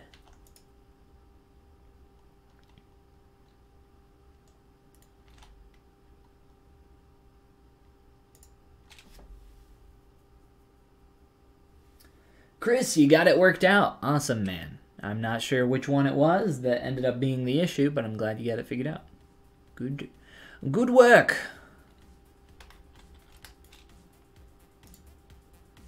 Alright, let's fix our pantaloons. Now that we have something a little bit easier to work with that has fixed our holes. Fix our holes. That is not something you hear somebody say every day. But we did it. We fixed them. Alright, let's transition this a little bit better up through here. Because right now it goes from this kind of tight hard edge and it just stops right there. It feels really awkward to me. So let's soften these transitions. Earlier in the stream I said, you know what, this guy's done. I would be fine, you know, it's just like a personal project saying he's done, but there's always more things that we can find and continue to develop on, right? There's always more room for improvement. Just gotta, what's the saying? Your artwork is never finished, only ever abandoned, or something like that. It's pretty much the case. I would agree with that. Gotta call it quits at some point. Luckily on, you know, client work, there's somebody to tell you when something is done. But on personal stuff, you have to be the project lead in a way. You get to say when something is done, which is a lot of responsibility.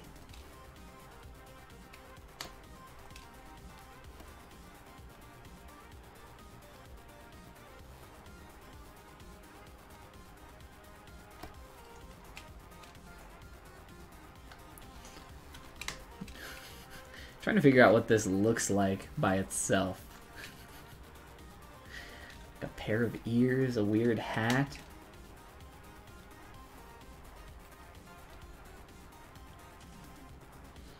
A pair of chicken legs, something. Alright, let me blend that a little bit more up through here. Not a very good transition right now. We're getting there. Like I said earlier, if you're having trouble seeing, especially with a darker color like that, switch back to your clay sculpting material that you use, if you have one. If you don't, you can get my material, which is over on my Gumroad, gumroad.com/polygon. I love this material. Or, I always recommend that people use the basic material. I think the basic material is a really good material for sculpting. Basic and basic 2 are just, they're basic, and they work very well. But I like my material because it's a little bit easier on the eyes, especially for long sculpting sessions.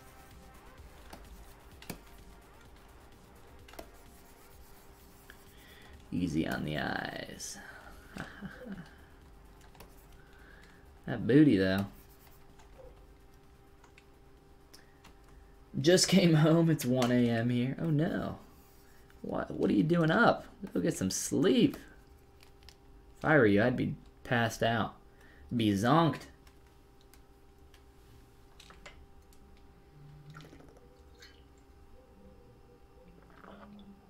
It was your first suggestion. Sorry for the confusion. Oh, it was the smooth brush just being inversed. That was me guess. At least that was the first thing that came to my mind. Alright, these are feeling a bit better, especially in that transitional area, so we can turn the poly paint and material on. We should also do a little bit of painting to try to get a little bit more noise in here, like what I'm seeing. You know, looking at this, it would be kind of fun to like hand paint some of these highlights. I don't typically like hand painting light and shadow for a lot of things because I think it gets really heavy-handed really quick. And it can look really bad if you do that. And we don't want things to look bad. You kind of gotta, if you're gonna do it, I think you need to be very subtle with it for like painting in shadowed areas, or you need to be very heavy-handed and intentional with it, like going all in on hand-painted style, like a World of Warcraft character or something like that.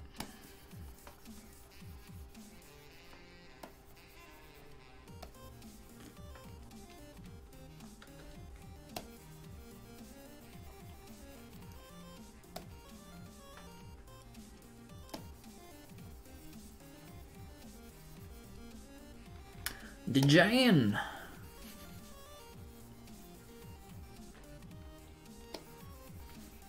We're going back to adding some random noise onto our clothing. Our pantaloons are looking a bit boring. And I know this looks really weird and heavy-handed, but the noise will make more sense soon, I promise. And I'll show you guys a little trick so you don't have to set up your noise every single time as well. So if you find a noise setting that you like in your noise plugin, let me fill this in really quick. Oop, oop. Just kind of nullify that a little bit. But if you find a quick little noise setting that you like, and like I did here on the jacket, so I found something that worked fairly well for just kind of creating a quick little break up there. We can go back into our surface noise, go back into edit, and find the noise that we created. I think I messed this up a little bit, but I'll show you guys. the feature that I want to show you, which is that you can save out your noise if you want, or if you want to copy it, you can just click on copy. We'll close that. Go down to our pants, activate the noise plugin again, and just click on paste, and it'll paste in the noise that we stored in memory. So this looks really, really strong. So let's turn the strength down a lot. Oof, oof, oof. No color blend, strength by mask 1, that's all fine. Maybe the scale you can mess with. I know this window is really tiny and difficult to see, but I can't make it any bigger.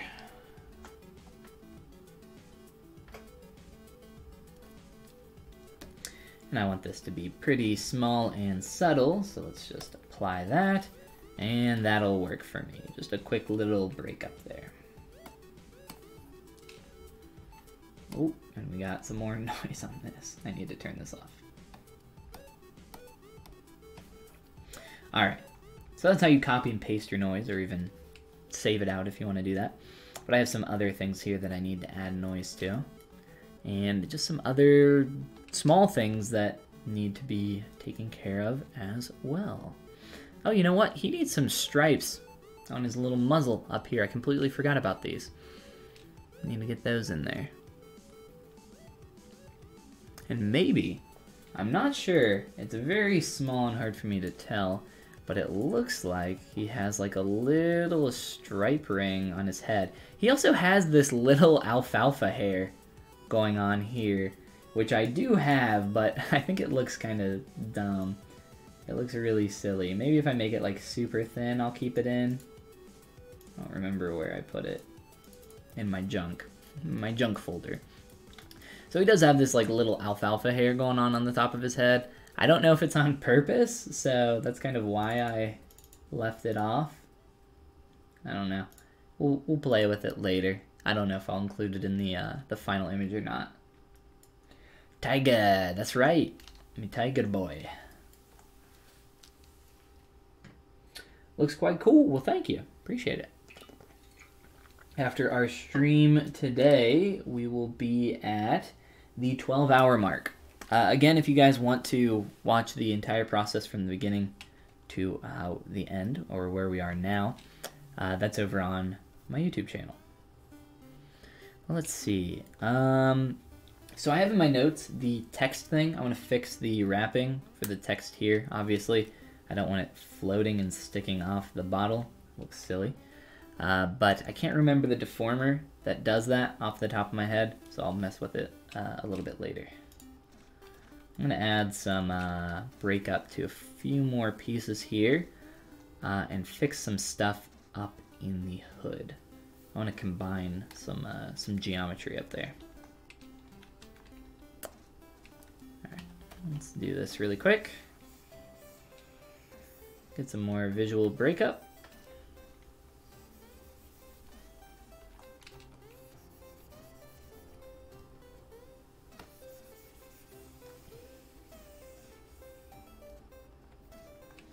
And this is something that I just want to do really quick.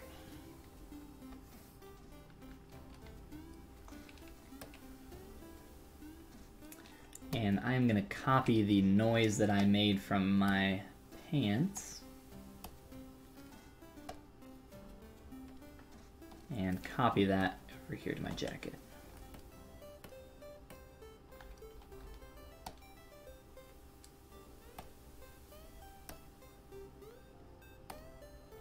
Really easy.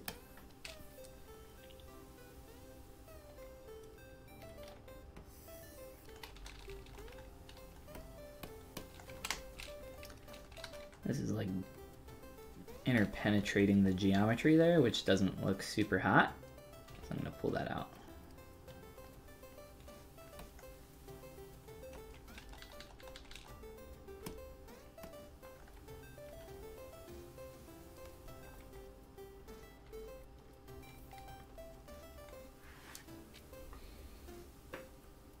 No, I'm not going to use the matchmaker brush for the letters.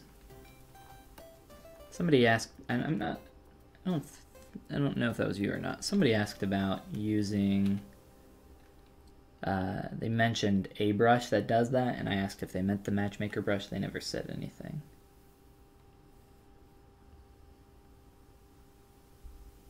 There it is. So the reason I don't want to use the matchmaker brush here, I can try to make it work as best as I can, but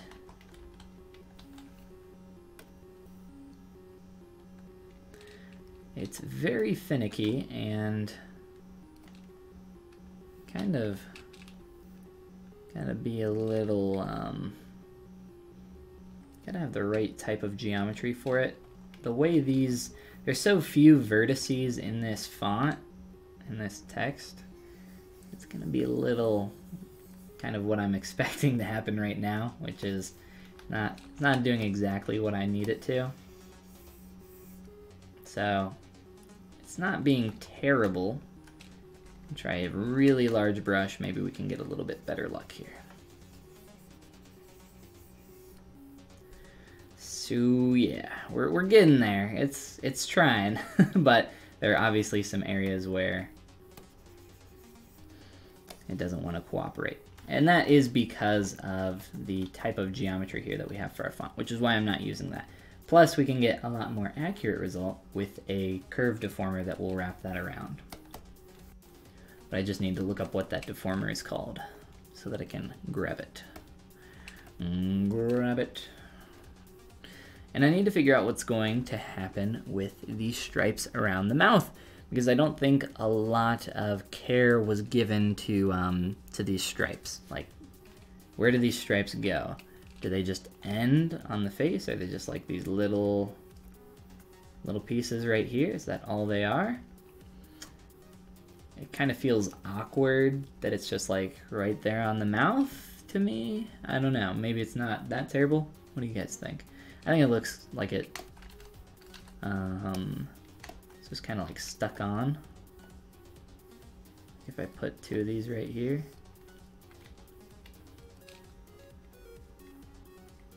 I think from the front it'll look fine, but from because you start rotating around, it'll kind of feel weird to just have them stop right there. I don't know. We can play around with it. Maybe it won't feel that bad once we get them really, really defined in here.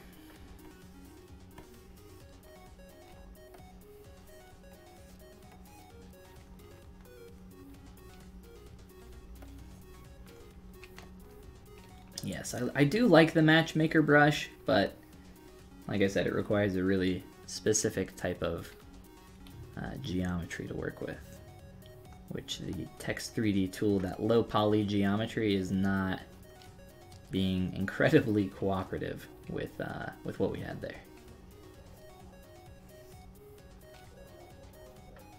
And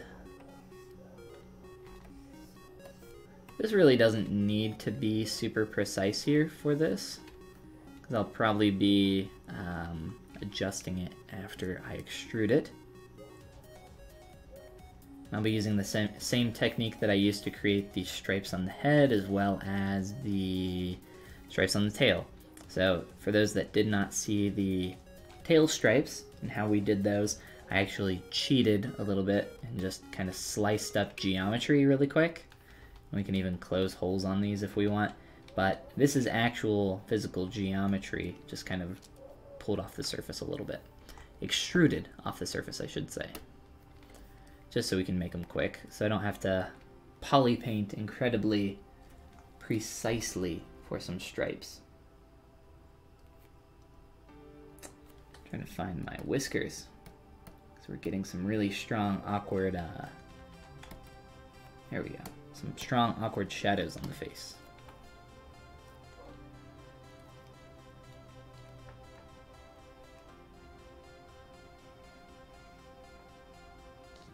Alright, I won't give quite as much attention to this side.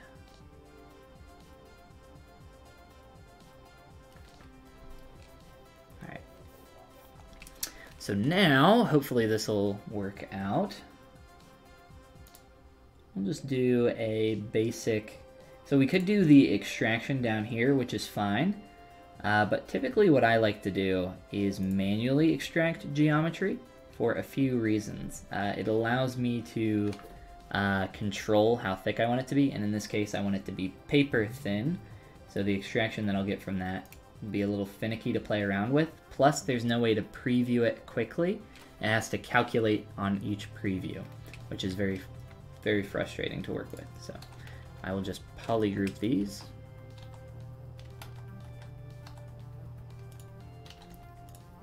And do a couple quick operations. Edge loop, group loop, Control W to polygroup everything. ZRemesh. 0.1 poly count target.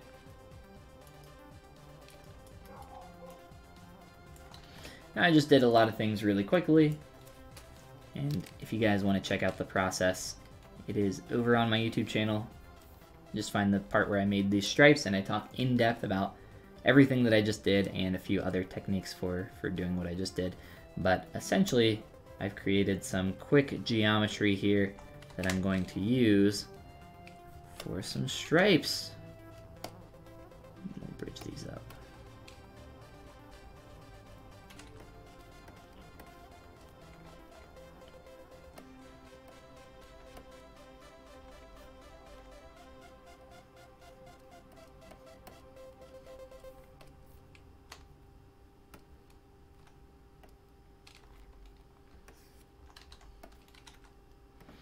Now we have some nice, quick quad strips that are matching our surface as good as they could at this low res.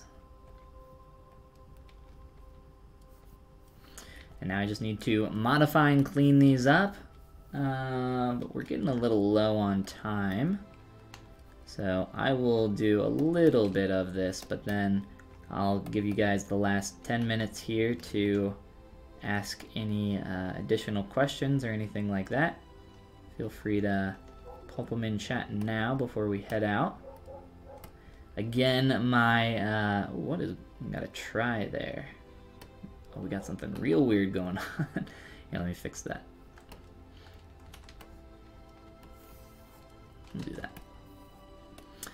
Again, my course is opening up for registration on Thursday. That is April the 4th.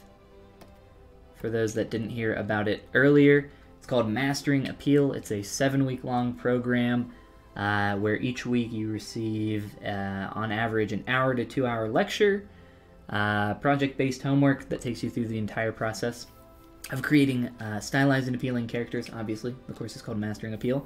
Similar to something like our Tiger Boy that we're working on right now, hopefully not with blue stripes though. As well as live sessions for Q&A and kind of questions and picking my brain, stuff like that. And critiques each week as well. So if that sounds like something that you're interested in, if you hang out here, you'll probably hear about it again in the future. Next week when I'm streaming at the same time on Tuesday. I would stream on every Tuesday. But if you guys are interested in registering and hearing more, you can check out my YouTube channel, which I believe there's a link at the top of the screen for. Or follow me on my Twitter account. Just Google Polygon and you'll probably be able to find some info. But this Thursday, I'm very excited for it. And I know a lot of you are as well. Something that I've been working on for quite a while.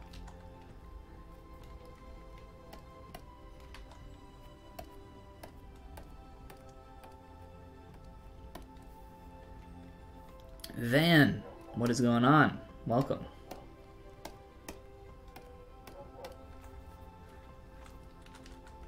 Any tips for Z-remeshing the body? How do I get more topology on the face and less on the body? Well, I'm glad you asked, because that's actually pretty easy to do. Let me show you a quick little trick, just using a sphere. So within ZRemesher, scroll on down here to ZRemesher, there are a lot of different little buttons and tools and all sorts of crazy stuff in here. But there's this one down here that says use polypaint. And essentially what we are going to do is use polypaint. Let me just set up my brush here. Make sure that you have a brush. This something like the standard brush will work totally fine for this. And make sure that you have RGB turned on for it. You probably want to turn off Z-add and Z-sub. But essentially what you can do is use the color density here to adjust and begin painting on certain areas. So I've made the color density here 4.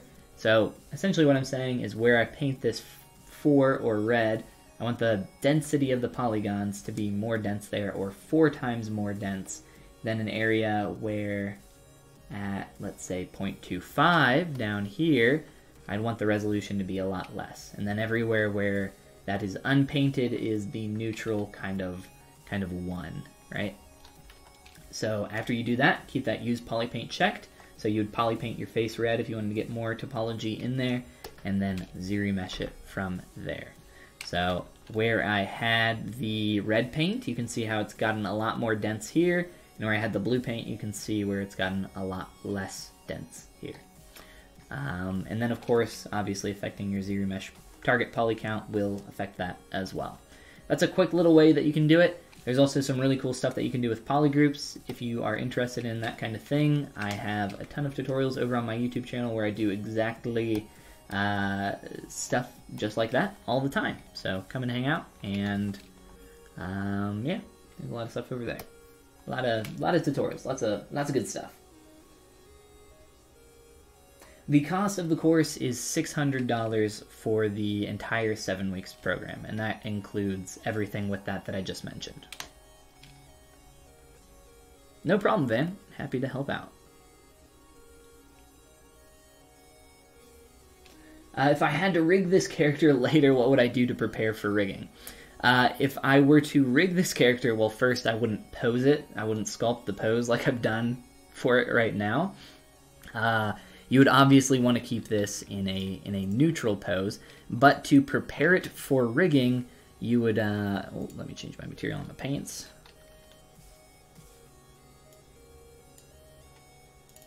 So this would need to be in a neutral pose, something that is preferably symmetrical. Save you a lot of time, a lot of work.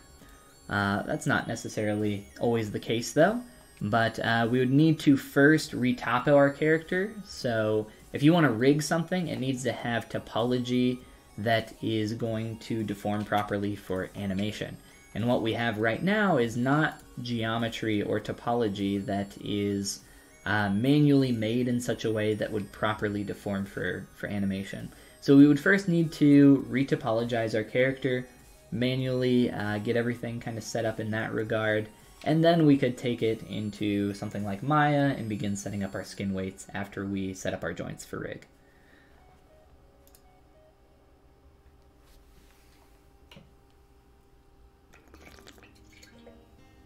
Sculptress Pro. Sculptress Pro is great, yeah. I typically use Dynamesh, but I think Sculptress Pro is a really cool tool. The main reason I don't use Sculptress Pro too often is because it doesn't work with auto masking features. And I use auto masking features for a lot of different things. One of the main ones that you guys are probably familiar with or have heard a lot is called backface masking, which is, what's a good, let's do it on, here, we'll do it on this font, this text. So, for example, if I use my move brush on this, I move the vertices around, right? Wow, crazy, I know. But if you turn on backface masking, which is located in your brush menu under auto masking, wherever that is, there it is. Auto masking, backface masking right here. So you can find that, turn it on, go crazy. Let me turn it back on. Essentially what backface masking, this is just one of many auto masking features, is it allows you to not affect the geometry on the back side that you are sculpting on. So with something like the move brush, it will only move the geometry in the way that you are directing it. So you can see that it's not affecting it going the opposite way there. So it's very nice for a lot of different things. So I could do that with my transpose line or 3D gizmo. Instead of moving the geometry, I could turn on back face masking and move the geometry, and it's not moving it, but it's actually extending it. And then if you need to kind of fix that, you can do a quick little, let me turn off back face masking, clip. Come on, there we go. So you clip that. That's like one way to do that. That's not the way that I would do that. If I was if I was extending this, I would just use my transpose line and do this, which is a little stretch function. You can hold the shift key and use the move. There, I have a YouTube tutorial on the transpose line if you guys want to learn more about it and all the beautiful secret hidden little functions in that. But yes, you can't use auto masking, so that is why I would not. I do not typically use Sculptress Pro. Michael, what is up? Welcome. Well, welcome and also goodbye, because unfortunately we are out of time, guys. So I will have to do those little stripes on the face a little bit later. But thank you so much for coming and hanging out. Hopefully we've been able to answer a lot of questions tonight and just kind of hang out and show some new processes, maybe a bunch of other stuff. But yes, he's looking pretty good. Let's do just a quick little render. I already have my render settings set up from earlier, so if you guys want to take a screenshot, if you're looking for a quick way to get some decent shadows out of ZBrush, there's that. Let me turn my lights back on. We'll even turn our floor. I think our floor plane's going to give us some weird stuff there, so I won't turn on the floor with all the lights that I have set up right now. We'll do a quick little render, but let's see. Tiberius Tigerson, that's right. I asked you guys to name him, and I don't think we ever decided on a final name. Tiberius Tigerson is very, very good, though. I like it. He is... I think he's heading to the gym. So I think he's on his way to the gym. He's not, he's not sweating, so Tiberius Tigerson he's probably about to load up on that Nitro Stalker and go to the gym. Thanks for the tips. No problem, man. Thank you for your time. Absolutely. Zana Seneru Kitsune. Thanks, man. Tiger looks awesome. Thank you. And it's looking great. Well, thank you, guys. I think that's going to be it. I'll figure out the font thing, and I'll hopefully be able to tell you about the deformer during the next stream. But again, this Thursday, my Mastering Appeal class. Be on the lookout. Check out my YouTube channel if you guys want to hear more about that. I'll be announcing it at... let me make sure I have the correct time real quick. So it's April 4th, Thursday at... I don't want to tell you guys the wrong time.